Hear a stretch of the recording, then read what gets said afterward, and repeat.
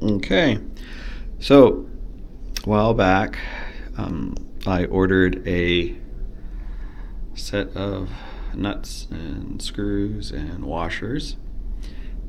Here's the shipping information. The information on it is RU8858117001CN.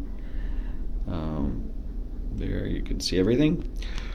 And the SKU was SKU 7915. Oops, let me start over. SKU 1753-132-49340. Now, it was inadequately packaged.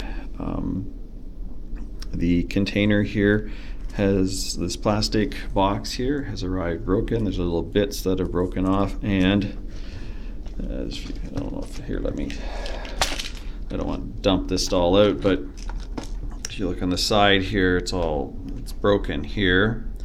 And can I actually show that easily? Yes, the case is broken. It doesn't close properly, so everything's all mixed up.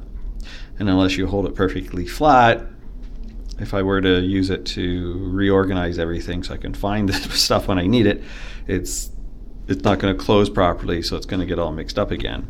So it was inadequately packaged when it was shipped, and the case got damaged during shipping.